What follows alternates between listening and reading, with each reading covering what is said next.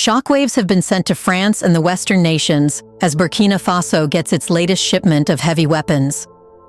That's because even after being brutally kicked out of the Sahel region, France still expected it could come back.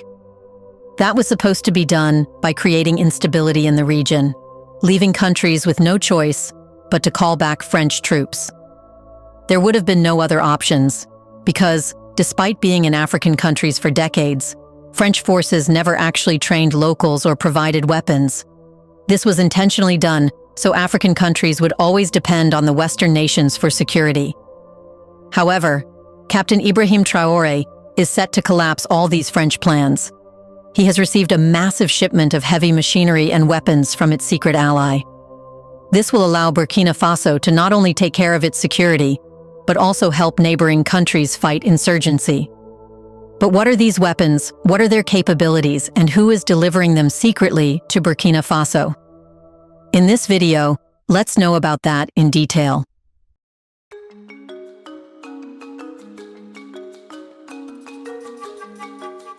For decades, France maintained a dominant military presence in the Sahel, operating under the pretense of counterinsurgency efforts. Initiatives such as Operation Serval and Operation Barkhane placed French troops in Mali, Burkina Faso, and Niger, supposedly to combat insurgencies.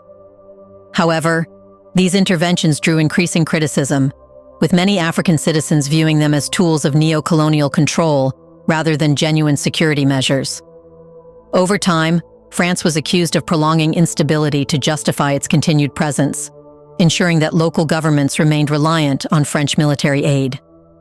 By 2022, a wave of anti-French sentiment had gained momentum, leading Mali to expel French forces. Burkina Faso quickly followed suit in early 2023, terminating all military agreements with France and ordering the withdrawal of French troops. This abrupt shift sent shockwaves through Paris and the broader Western establishment.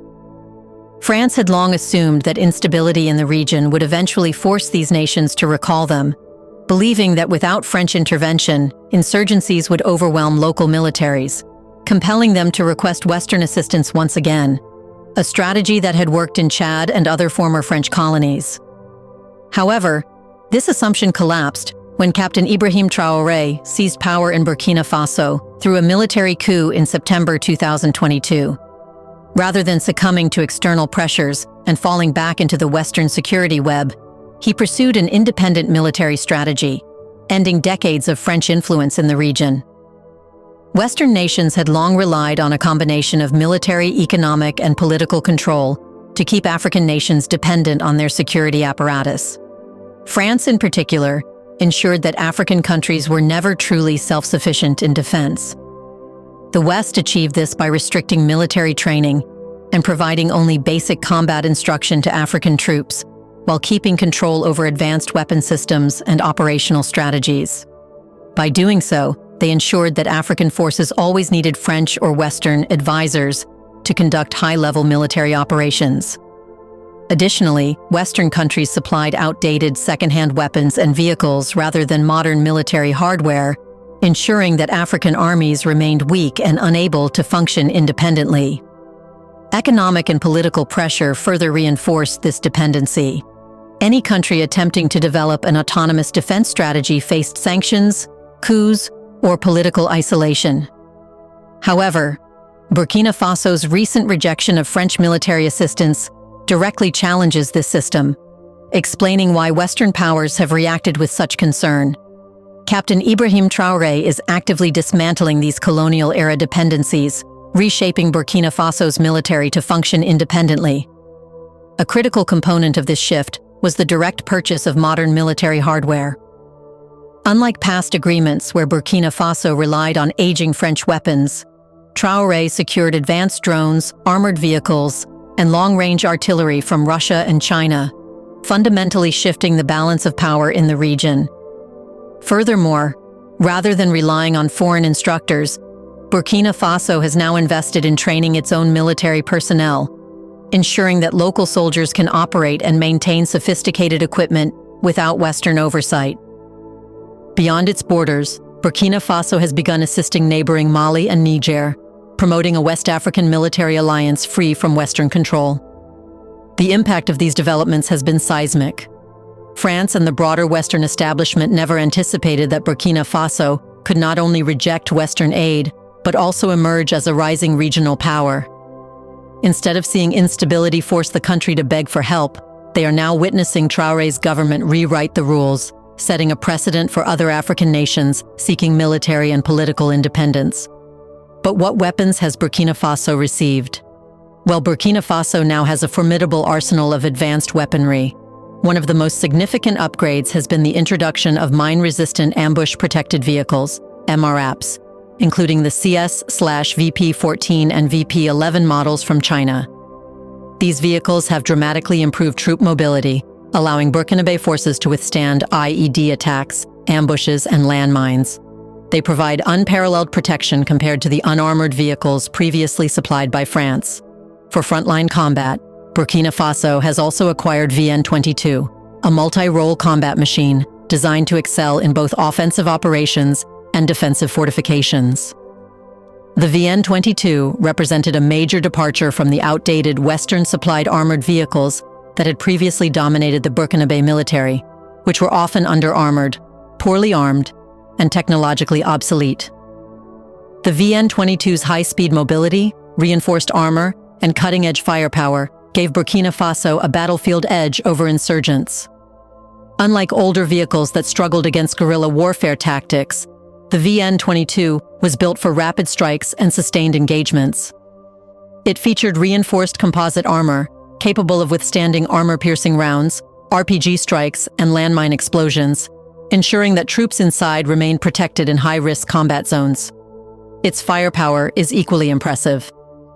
The VN-22 came equipped with a high-velocity automatic cannon, anti-tank guided missiles, and a remote-controlled machine gun, allowing it to engage both enemy infantry and heavily fortified positions with precision.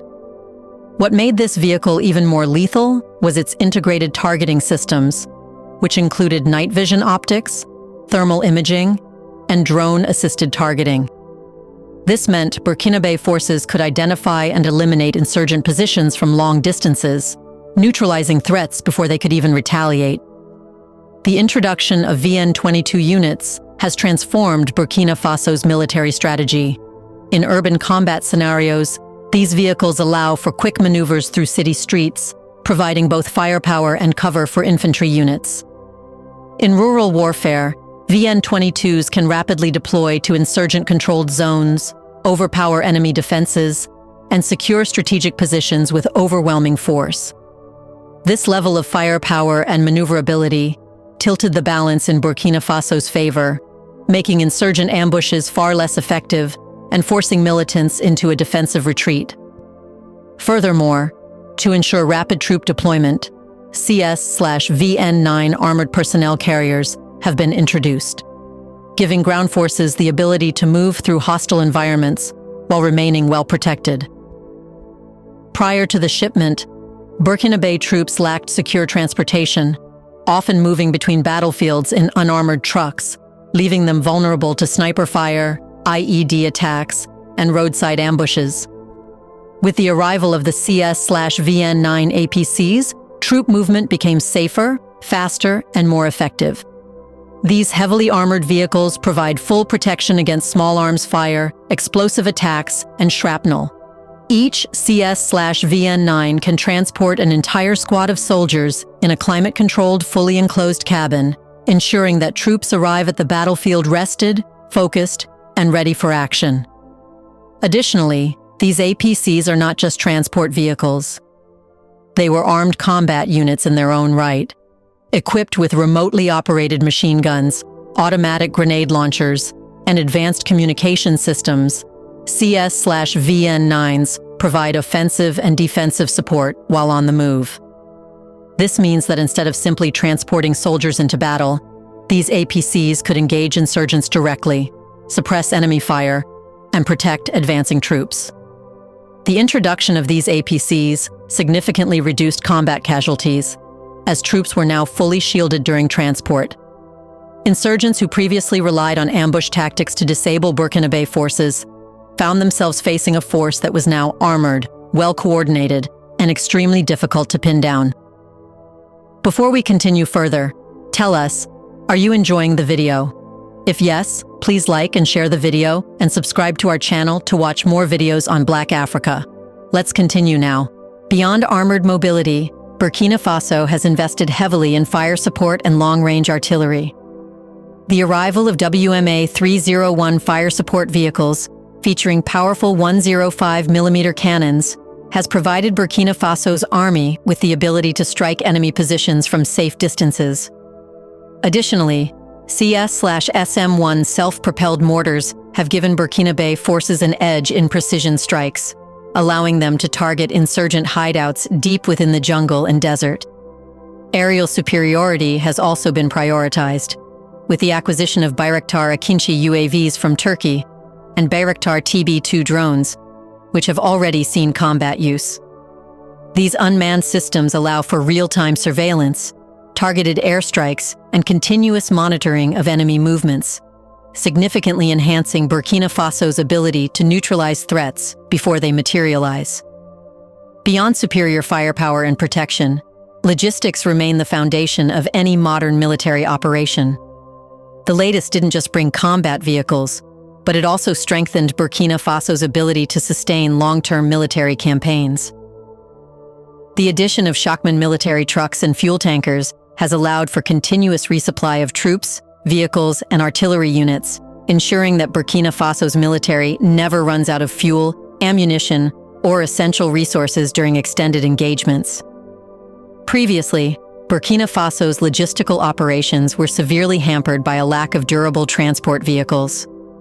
Supply convoys were often slow, unprotected, and vulnerable to attacks, leading to disruptions in ammunition supplies and fuel shortages. This frequently forced the military to pause operations or retreat, giving insurgents time to regroup and launch counterattacks.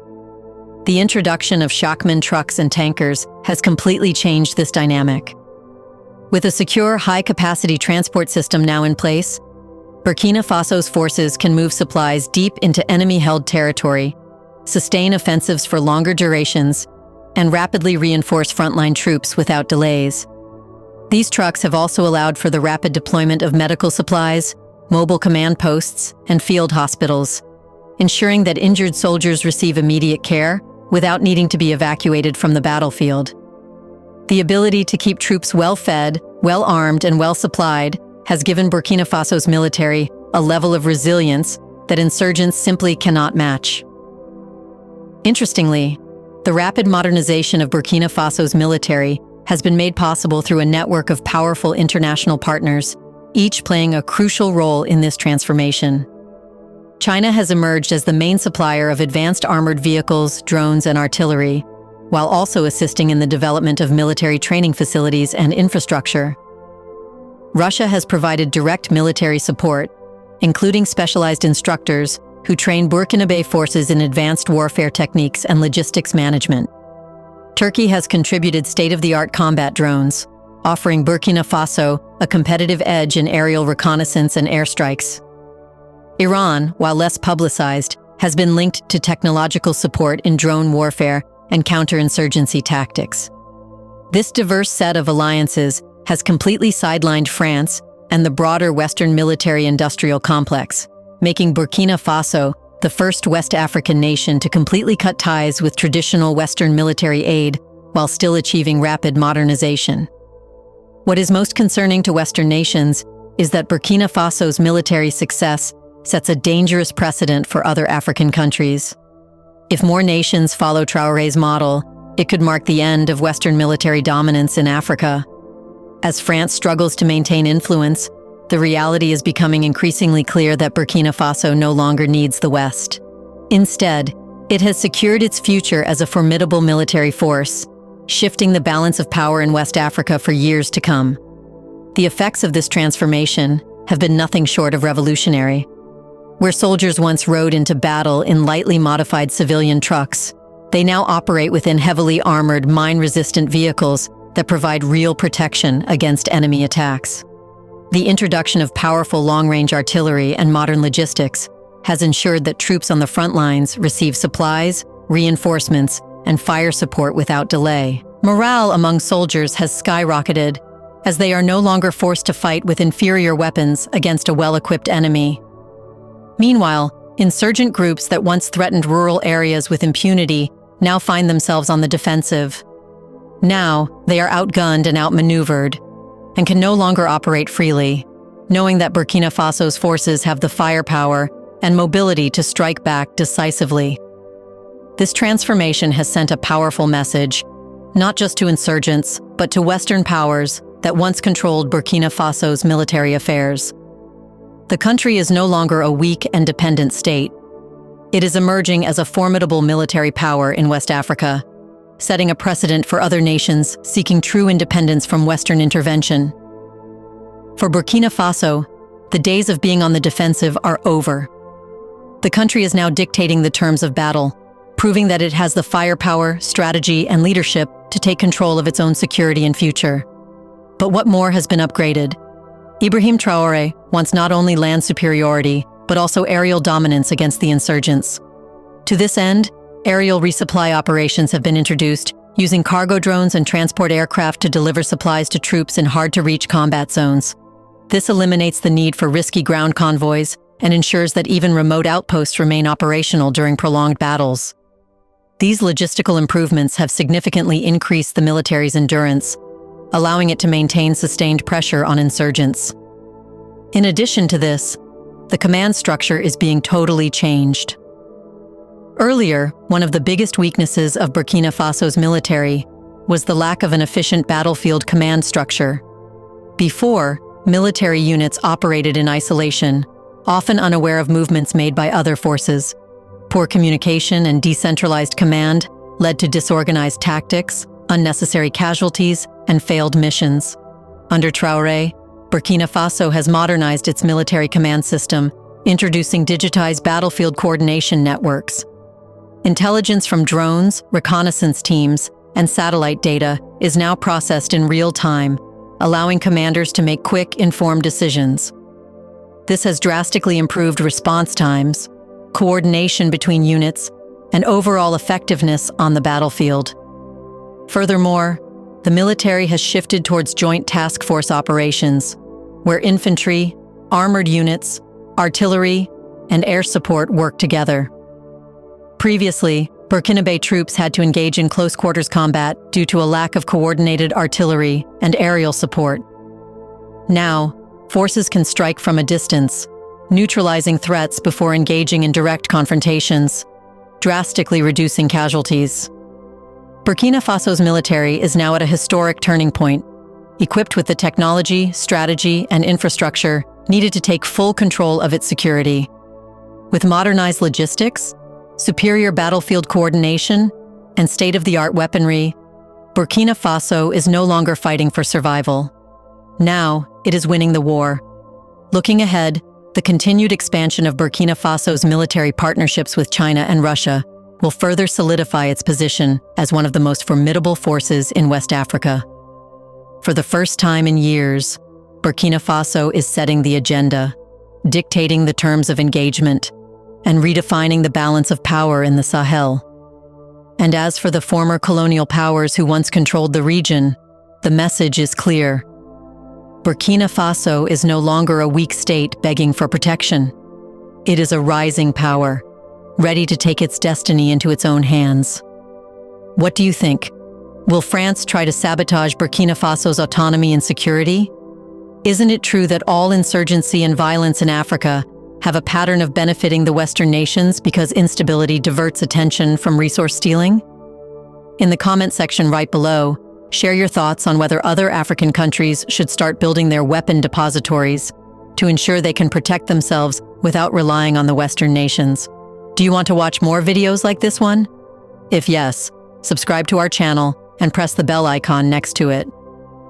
We bring videos on Black Africa, its history, rich arts and culture, and things the world should know about. Thanks for watching, and until the next video, stay tuned.